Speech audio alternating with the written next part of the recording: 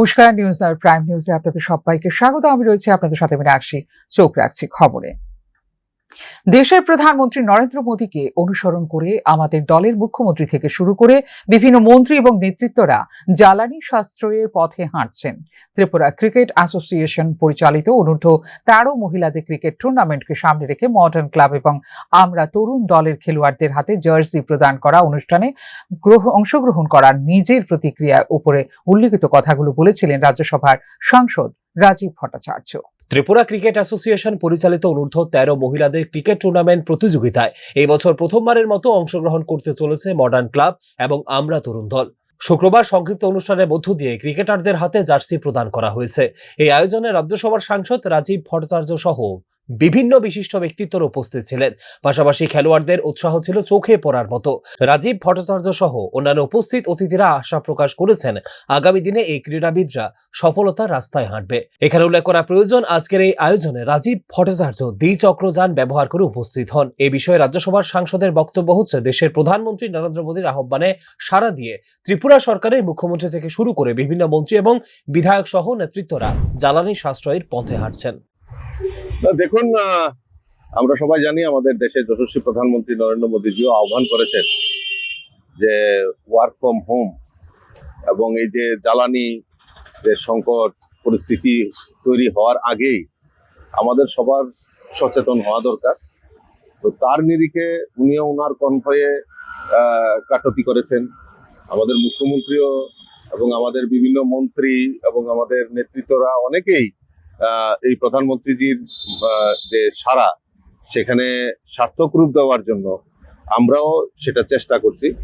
গতকালকেও দেখেছি অনেকে মাননীয় মুখ্যমন্ত্রীর কনভয়ে কাটতি করা হয়েছে, গাড়ির সংখ্যা কমানো হয়েছে। আমাদের মন্ত্রীরাও বিভিন্ন জায়গায় যাচ্ছেন তাদের কর্মসূচিতে, সেখানেও যতটুকু সম্ভব সেটা তেল সাশ্রয়ের জন্য সেটা ওনারা করছেন। আজকের এই আয়োজনে একদিকে যেমন রাজীব ভট্টাচার্য সহ অন্যান্যরা মহিলা খুদে খেলোয়াড়দের উৎসাহিত করেছেন, ঠিক একই রকম ভাবে জ্বালানি সাশ্রয় সংক্রান্ত রাজীব ভট্টাচার্যের বার্তা অত্যন্ত প্রাসঙ্গিক, এটা কিন্তু বলাই যায়। ব্যুরো রিপোর্ট, নিউজ নাও। ছাত্রছাত্রীদের স্বার্থে বিভিন্ন দাবির ভিত্তিতে কলেজে তালা ঝোলালো শাসক দল সমর্থিত ছাত্র সংগঠন অখিল ভারতীয় বিদ্যার্থী পরিষদ। কুশপুত্তলিকা দাহ করা হলো ত্রিপুরা বিশ্ববিদ্যালয়ের ভারপ্রাপ্ত উপাচার্যের। শুক্রবার এই ঘটনা নেতাজি সুভাষ মহাবিদ্যালয়ে। পরে কলেজ কর্তৃপক্ষের আশ্বাসে তালা খুলে দেন ছাত্র নেতৃত্ব। কলেজ ছাত্রছাত্রীদের বিভিন্ন সমস্যার অভিযোগ নিয়ে শুক্রবার নেতাজি সুভাষ মহাবিদ্যালয়ে বিক্ষোভ দেখালো অখিল ভারতীয় বিদ্যার্থী পরিষদ।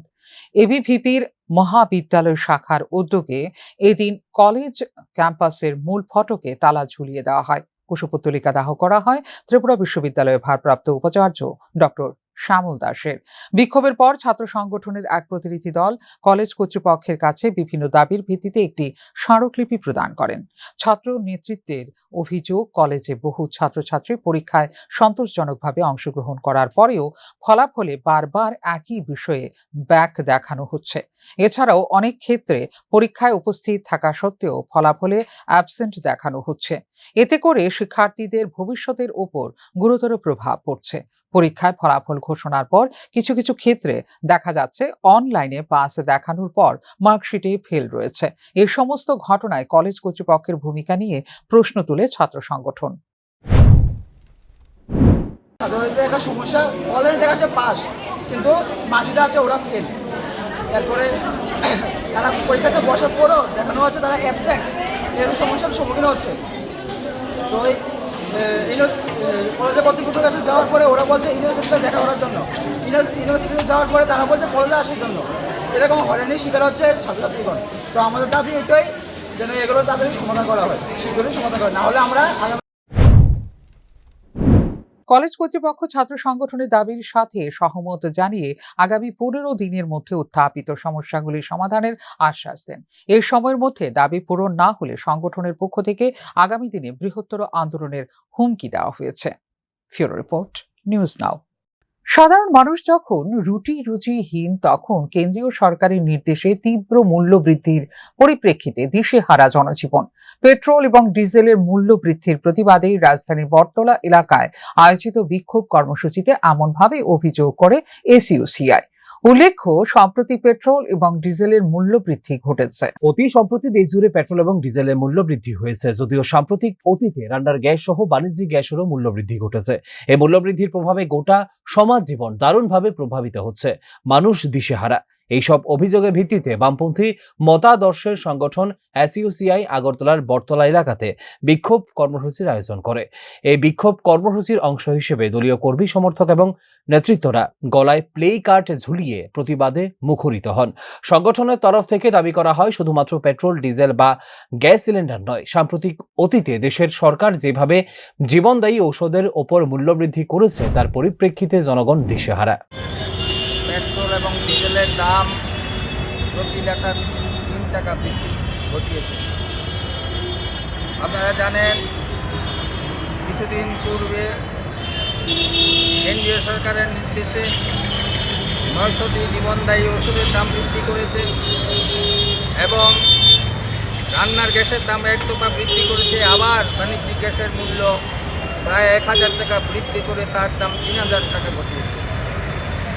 আপনারা জানেন, বাজারে আগুন লেগেছে, অত্যাবশ্যকীয় পণ্যের মূল্য হু হু করে বাড়ছে, সরকার নিয়ন্ত্রণ করতে পারছে না, জনগণ দিশেহারা, রুটি রোজগারহীন দেশের কোটি কোটি মানুষ আজ দিশেহারা, বাঁচার কোনো পথ পাচ্ছে না।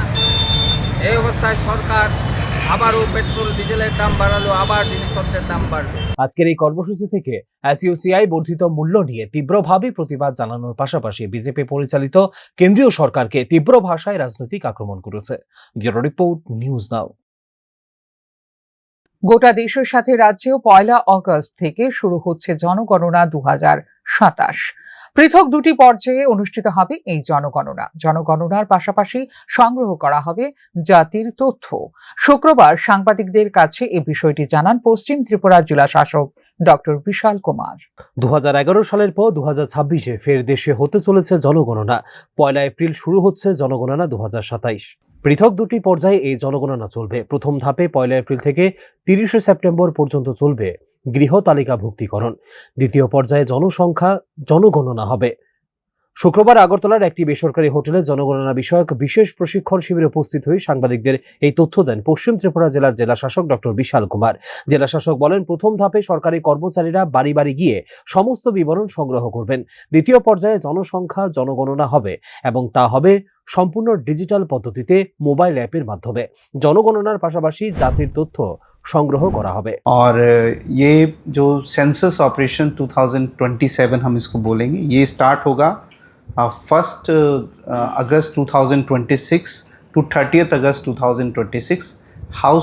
हाउस लेवल हाउसिंग सेंसस होगा, मीन्स हाउस लेवल ऑब्जर्वेशंस की HLO सेंसस होगा। और सेकंड फेज जो है वो बाय मार्च तक कंप्लीट करना है, जो house to house questionnaire base enumeration होगा। तो फर्स्ट फेज़ जो 1 अगस्त से है, उसके लिए हमने सभी हमारे चार्ज ऑफिसर और इनुमरेटर्स और सुपरवाइजर्स के लिए ट्रेनिंग के लिए जो मास्टर ट्रेनर्स क्रिएट करने के लिए कार्यशाला बुलाई है। পশ্চিম জেলার জনগণনাকে সঠিকভাবে পরিচালনা করতে ইতিমধ্যেই কর্মচারীদের প্রশিক্ষণ শুরু হয়েছে। শুক্রবারে এমনই একটি প্রশিক্ষণ অনুষ্ঠিত হয় আগরতলার একটি বেসরকারি হোটেলে। ব্যুরো রিপোর্ট, নিউজ নাও। নজিরবিহীন ঘটনার সাক্ষী শহর আগরতলার মেহের কালীবাড়ি সংলগ্ন এলাকা। রাজনৈতিক দল বদলের অভিযোগে এবার বাড়িতেই তালা ঝুলিয়ে দেওয়ার অভিযোগ সামনে এলো। অভিযোগের তীর বিজেপি দলের দিকে, যদিও বর্তমানে তালা মুক্ত বাড়িটি। একসময় বিজেপি দলের সমর্থক থাকার পর সম্প্রতি যোগদান করেছে মথা দলে। এই অভিযোগে শহর আগরতলার মেহের কালীবাড়ি সংলগ্ন এক পরিবার শাসক বিজেপি দলের রক্তচক্ষুর শিকার হয়েছে। অভিযোগ এমনটাই, রীতিমতো ফিল্মি কায়দায় সংশ্লিষ্ট বাড়িতে তালা ঝুলিয়ে দেওয়া হয়েছে। এই ঘটনার খবর ছড়িয়ে পড়তেই ব্যাপক প্রতিক্রিয়া তৈরি হয় এবং ময়দানে নামে মথার বিধায়ক বিশ্বজিৎ কলই নিজে। পরবর্তী সময়ে বিধায়ক রামনগর ফাঁড়ির পুলিশকে সাথে নিয়ে সংশ্লিষ্ট বাড়িতে যান এবং পুলিশ প্রশাসনের সামনেই তালা ভেঙে পরিবারটিকে উদ্ধার করা হয়। এই ঘটনা সম্পর্কে স্থানীয়দের বক্তব্য হচ্ছে, যদিও তারা সরাসরি দেখেননি কে বা কারা তালা লাগিয়েছে, তবে তারা নিশ্চিত বিজেপি দলের আশ্রিত একাংশ দুষ্কৃতিকারী এই কাজ করেছে। দুজন মহিলার ঘরের ভিতরে তালা রাখছে, কি ব্যাপারে তারা আগে পার্টি করতো, এই পার্টি থেকে জয়েন করছে। আগে করতো বিজেপি থেকে গেছে মুক্তার, হ্যাঁ মুক্তার যাওয়ার পরে কিছু লোকলে তারা সকলের নাম লড়াই করে আসে এখানে তালা টাকা করছে তারা দোকান খুলছে না, এবারে কি করছে বাড়ি দিয়ে তালা দিয়ে গেছে।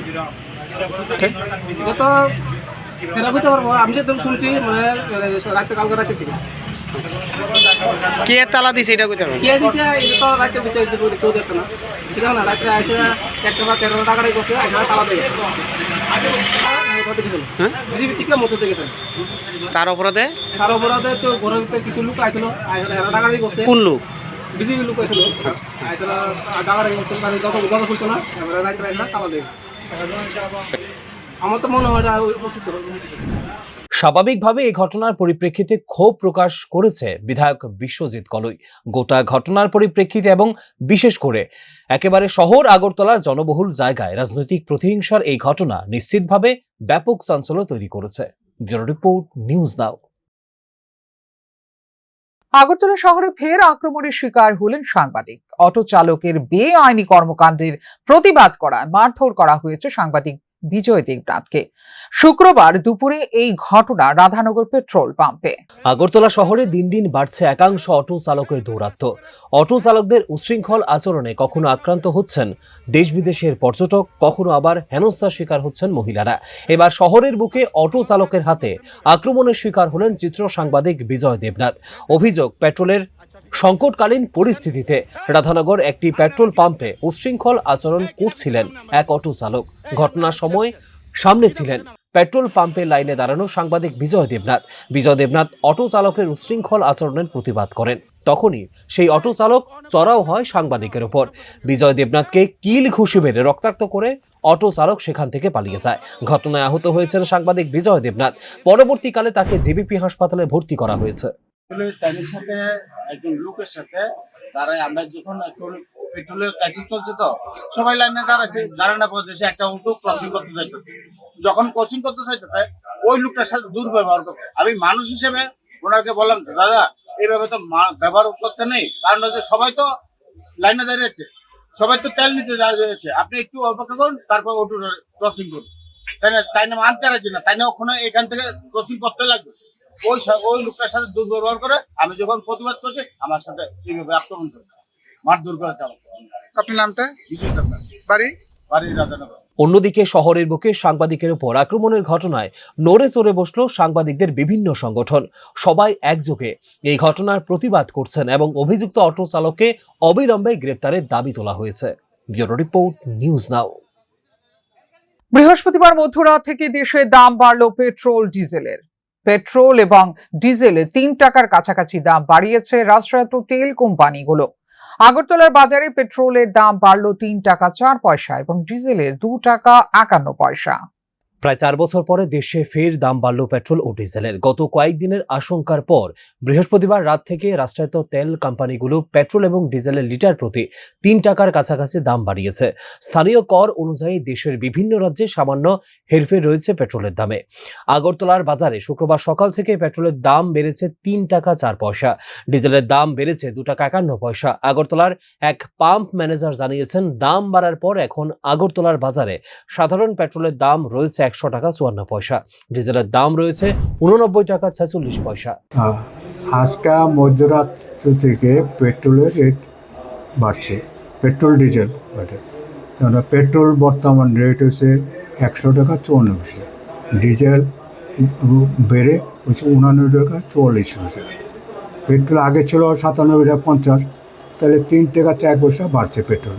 আর ডিজেল ছিল 83 টাকা 53 আগের, তো এটা বেড়ে হচ্ছে 2 টাকা 51 পয়সা।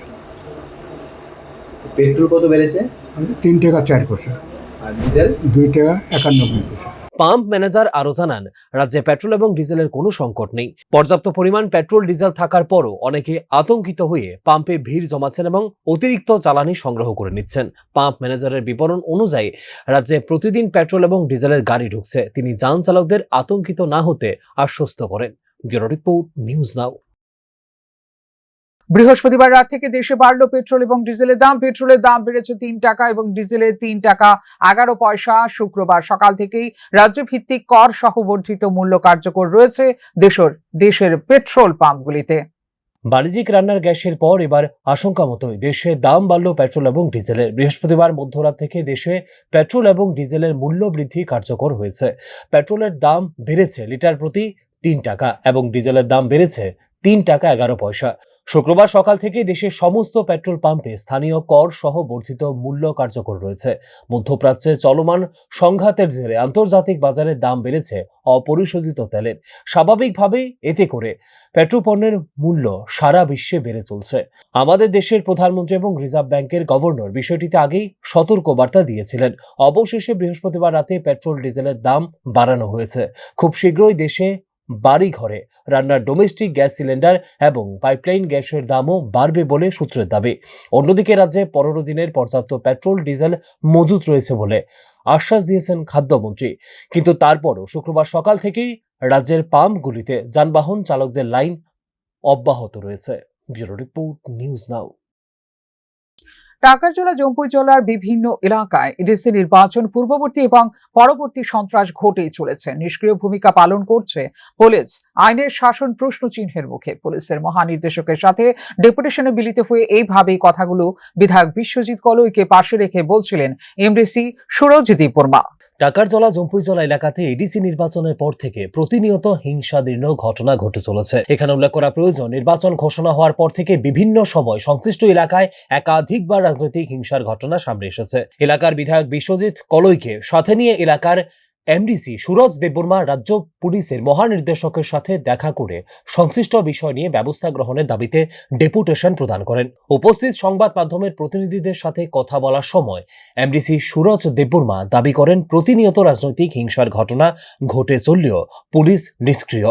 নির্বাচন ঘোষণা হওয়ার পর বিজেপি দলের প্রার্থীর বাড়িতে আক্রমণ সহ অস্ত্র উদ্ধারের পরেও পুলিশ সক্রিয় ভূমিকা পালন করতে পারছে না, এই অভিযোগ তুলেন MDC. Today, as elected representatives of Takarjala, Jompuijala, I, along with my honorable MLA, we visited DGP, Director General of Police in Agartala headquarters. Why is that? Since from the very long back, there was a blast and there was a gunfire in our own constituency. For that reasons, the law and order is not being maintained in our constituency. What happened is in that on 10 April, during the violence, during the postponed elections, during the election time of TDS generation, the contesting candidate of BJP named Nirmal Devarma, in his house, the police has recovered 2 guns and bombs, but still now there was no such actions. এখানে উল্লেখ করা প্রয়োজন, ADC নির্বাচনের পর রাজ্যের বিভিন্ন জায়গাতে রাজনৈতিক সন্ত্রাস মারাত্মক আকার ধারণ করেছিল। এখনো কিছু কিছু জায়গায় অল্প বিস্তর ঘটে চলেছে। এই অবস্থায় পুলিশ মহানির্দেশকের কাছে দেওয়া আজকের ডেপুটেশন কতটুকু কার্যকরী হয় এখন সময় বলবে। ব্যুরো রিপোর্ট, নিউজ নাও। রাজ্য জুড়ে গৃহবধূ নিখোঁজ হওয়ার হিড়িক পড়েছে। প্রায় প্রতিদিন এই প্রকারের ঘটনাগুলো ভাবিয়ে তুলছে সমাজকে। এরই মধ্যে মেলাঘর থানার অন্তর্গত তেলকাজলা গ্রাম পঞ্চায়েত এলাকায় রহস্যজনকভাবে নিখোঁজ হয়েছে এক গৃহবধূ। থানায় করা হয়েছে নিখোঁজ ডায়েরি। বিবাহ বহির্ভূত সম্পর্ক থেকে শুরু করে বিভিন্ন কারণে গৃহবধূ নিখোঁজ হওয়া এই সময়ের মধ্যে আমাদের সমাজের একটা অন্যতম চর্চিত বিষয়। এরই মধ্যে মেলাঘর থানার অন্তর্গত তেলকাজলা গ্রাম পঞ্চায়েতের 6 নম্বর ওয়ার্ডের এসনেহার বিবি নামে এক তরুণী গৃহবধূ নিখোঁজ হওয়ার ঘটনা সামনে এসেছে। জানা গেছে তাঁর স্বামী আনোয়ার হোসেন বর্তমানে কর্মসূত্রে চেন্নাই অবস্থান করছে। তাদের একটা ছোট্ট কন্যা সন্তান রয়েছে। স্বাভাবিকভাবেই মাকে হারিয়ে মেয়েটি যে অনিশ্চিত ভবিষ্যতের সামনে, এটাতে কিন্তু দ্বিধা নেই। পরিবারের লোকজনদের বক্তব্য হচ্ছে, অন্যান্য দিনের মতো রাত্রিবেলা নিজের ঘরে ঘুমিয়েছিলেন গৃহবধূ। তবে সকালবেলা কোনো একটা সময় সে তার ঘরের বেশ কিছু জিনিসপত্র, নগদ 11,000 টাকা এবং স্বর্ণালঙ্কার সহ নিখোঁজ হয়ে গেছে বলে পরিবারের দাবি। আবার উত্তর হয়েছে, এরপর আমার বাগনিটা গেছে, যাই মামি মামি আমি কই থাকো ও ভাবিকেও আমি সাতটা কোনো লেফটেন্ট গেছে, কই যাবে তোর ভাবি। এরপর তাই দৌড়ে গড়াইয়া তাতে মোবাইলও নাই, হ্যাঁ মোবাইলে চার্জার মাজারও কিচ্ছু নাই। ভাই ঘরটাত কিচ্ছু রাখিয়া গেছে না। 11,000 টাকা লইয়া গেছে, স্বর্ণের আংটি লইয়া গেছে, আর যা বুতি ডেক ডুক যা থাল বাসন আছে এড়ি উদানি লইয়া গেছে। আপনি বোর কি নাম? এসনেহার বেগম। আর আপনার ছেলের নাম? আনোয়ার হোসেন। বাড়ি থেকে কার সাথে গেছে সে? কার সাথে গেছে এটা তো আর কইতারি না। ঘটনার পরিপ্রেক্ষিতে একদিকে যেমন থানায় নিখোঁজ ডায়েরি করা হয়েছে, ঠিক একই রকম ভাবে পরিবারের তরফ থেকে সকলের উদ্দেশ্যে আবেদন করা হয়েছে, কেউ কোনো প্রকারের সন্ধান পেলে 9383121470 এই নম্বরে যেন জানান। গোটা ঘটনার পরিপ্রেক্ষিতে এলাকা জুড়ে চাঞ্চল্য তৈরি হয়েছে। নানাজন নানা বক্তব্য তুলে ধরছেন। এখন দেখার বিষয় পুলিশ তদন্ত করে কিছু বার করতে পারে কিনা। Bureau report, news now. Dhalai জেলার ভাতখাউড়ি এলাকায় রাস্তা অবরোধের পরিপ্রেক্ষিতে ব্যাপক জনদুর্ভোগ, সন্তান সম্ভবা রোগী সহ সকল অংশের ভোগান্তি। একটা অংশের অটো চালকদের মতবিরোধের পরিপ্রেক্ষিতে এই ঘটনা। দীর্ঘক্ষণ অবরোধ চলার পরিপ্রেক্ষিতে প্রশাসনিক ভূমিকার দিকে উঠল আঙুল। দীর্ঘদিন ধরেই সালেমা এলাকার অটো চালকদের সাথে আমবাসা এবং কুলাই এলাকার অটো চালকদের মতবিরোধ চলছে। এই মতবিরোধের পরিপ্রেক্ষিতে আজ ঘটনা রীতিমতো চূড়ান্ত আকার ধারণ করলে মারধরের ঘটনা সামনে আসে। একটা সময় পরিস্থিতি রীতিমতো উত্তেজিত হয়ে পড়ে এবং একটা অংশের যান চালকরা ভাতখাউড়ি এলাকাতে অবরোধ সংঘটিত করে। স্বাভাবিকভাবেই এই অবরোধের পরিপ্রেক্ষিতে রাস্তার দুই দিকে তীব্র যানজট তৈরি হয়। এমনকি ধলাইয়ের জেলা হাসপাতালগামী সন্তান সম্ভব রোগী এবং রোগীর প্রিয়জনেরা পর্যন্ত চরম বিপাকে পড়ে। খোলাই যেতাম কয়ে আইলাম, তখন গাড়িটা এখান থেকে ব্যাক হয়ে যায়। এখন আমরা দেখো লুগি লাগি আমরা বয়ে রয়েছি, রুগী দিয়ে সেটাও বইয়ে থাকতেছে মানুষ। আর এমনি স্টুডেন্ট স্টুডেন্ট তো হইতে পারে না। আর লুগি মানে আমার কোলাই দেড় বারে ওইটাছে। এখন আমি কোলাই যাইতাম, এখন গাড়ি পাই তারা দেয় না। তারা দেয় না, গাড়ি ছাড়া না। গাড়ি তো পার হয়েছে ওইটা ছাড়া। আচ্ছা, এই অবরোধের পরিপ্রেক্ষিতে বিভিন্ন অংশের রোগী, স্কুল পড়ুয়া থেকে শুরু করে সাধারণ মানুষদের চরম হয়রানির শিকার হতে হয়েছে। একটা সময় দেখা গেছে বিশাল পুলিশ এবং টিএসআর বাহিনী ঘটনাস্থলে পৌঁছে অবরোধকারীদের সাথে যোগাযোগের ব্যবস্থা করলেও সহসা পরিস্থিতি নিয়ন্ত্রণে আসেনি। Bureau report, news now. ওয়াজ মাহফিলের চাঁদা আদায়কে কেন্দ্র করে সোনামুড়ার খেদাবাড়ি এলাকাতে নির্লজ্জভাবে বারবার আক্রমণের অভিযোগ। স্থানীয় মাতব্বর থেকে শুরু করে প্রশাসন কোনো জায়গায় সাহায্য না পেয়ে মুখ্যমন্ত্রী দ্বারস্থ হয়ে সুবিচার প্রার্থনা। সোনামুড়া মহকুমার খেদাবাড়ি গ্রাম পঞ্চায়েতের জুলাইবাড়ি এলাকায় ওয়াজ মাহফিলের চাঁদা আদায়কে কেন্দ্র করে উত্তেজনা ছড়িয়েছে এলাকা জুড়ে। অভিযোগ, এক পরিবারকে সমাজে একঘরে করে রাখার পাশাপাশি তাদের বিরুদ্ধে একাধিক আইনি অভিযোগও দায়ের করা হয়েছে। এমনকি বাদ যায়নি পরিবারের বিশেষ ক্ষমতা সম্পন্ন কলেজ পড়ুয়া মেয়েও। অভিযোগকারী জাহাঙ্গীর হোসেনের দাবি, চলতি বছরের জানুয়ারি মাসে অনুষ্ঠিত এলাকায় বাৎসরিক ওয়াজ মাহফিলের জন্য 1000 টাকা চাঁদা দাবি করা হয়েছিল, কিন্তু আর্থিক অক্ষমতার কারণে তিনি 500 টাকা দেওয়ার কথা জানালে সেই চাঁদা গ্রহণ করা হয়নি। এরপর রোজা শেষে একদিন তার ভাই সাজিদ মিয়া মসজিদে নামাজ পড়তে গেলে পুরনো সেই প্রসঙ্গ ঘিরে মসজিদ কমিটির কিছু সদস্যের সঙ্গে বাকবিতণ্ডা ও হাতাহাতির ঘটনা ঘটে বলে অভিযোগ। ঘটনার পর সোনামুড়া থানায় অভিযোগ দায়ের করা হয়। জাহাঙ্গীর হোসেনের বক্তব্য, পুলিশ ঘটনাস্থলে এলেও পরে বিষয়টি নিজেদের মধ্যে মিটিয়ে নেওয়ার কথা জানায় মসজিদ কমিটির সদস্যরা, কিন্তু পুলিশে চলে যাওয়ার পরই পুনরায় তাদের বাড়িতে হামলার অভিযোগ ওঠে। জাহাঙ্গীর হোসেনের দাবি, এলাকার কয়েকজন যুবক সংঘবদ্ধভাবে তাদের বাড়ি ও মুদি দোকানে হামলা চালায়, ভাঙচুর করা হয় দোকান, আহত হন পরিবারের একাধিক সদস্য। পরে পুনরায় থানায় অভিযোগ জানানো হলেও তার অভিযোগের ভিত্তিতে কার্যকর পদক্ষেপ নেওয়া হয়নি বলে দাবি পরিবারের। এবার এই বিষয়ে মুখ্যমন্ত্রীর হস্তক্ষেপ প্রার্থনা করছেন সংশ্লিষ্ট ব্যক্তি। মুখ্যমন্ত্রী দ্বারস্থ হইতে চাই যে আমার জন্য আমাকে বিচারটা সুস্থ বিচার জন্য হয়। আমার এছাড়া আর আমার আর কোনো লাইন নেই। আর এই বহুত আতঙ্কের মধ্যে আছে আমি এখন। বলুন যে আপনারা অন গেছেন, হয়তো রাত্রে আবার মারধর হইতে পারে।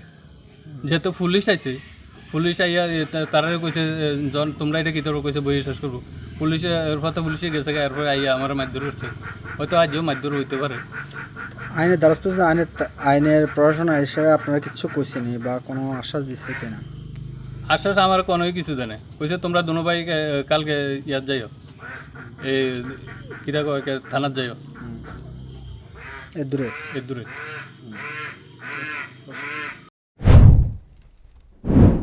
বর্তমানে পরিবারটি আতঙ্কের মধ্যে দিন কাটাচ্ছে বলে জানিয়েছেন জাহাঙ্গীর হোসেন। সংবাদ মাধ্যমের মাধ্যমে তিনি রাজ্যের মুখ্যমন্ত্রী মানিক সাহার কাছে ঘটনার সুষ্ঠু তদন্ত এবং নিরপেক্ষ বিচারের দাবি জানিয়েছেন। তবে এই ঘটনায় অভিযুক্ত পক্ষ বা প্রশাসনের তরফে এখনো পর্যন্ত আনুষ্ঠানিক কোনো প্রতিক্রিয়া পাওয়া যায়নি। ব্যুরো রিপোর্ট, নিউজ নাও। আরও একবার উত্তর ত্রিপুরা ধর্মনগর শহরে মাথা চড়া দিয়ে উঠেছে ওভারলোড পাথর বোঝাই ডাম্পার গাড়ি দৌরাত্ম। ব্যস্ততম সময়ে মূল শহরে এই গাড়িগুলো আতঙ্ক তৈরি করার পাশাপাশি রাস্তাঘাটের বেহাল অবস্থার জন্য নিশানায় পাথর বোঝায় ডাম্পার গাড়িগুলো। উত্তর ত্রিপুরা ধর্মনগর শহরে ফের মাথাচাড়া দিয়ে উঠেছে ওভারলোড পাথর বোঝায় ডাম্পার গাড়ির দৌরাত্ম্য। প্রশাসনের কড়াকড়ি নির্দেশ এবং মাঝে মধ্যে অভিযান চললেও বাস্তবে বন্ধ হচ্ছে না শহরের ভেতর দিয়ে ভারী যান চলাচল।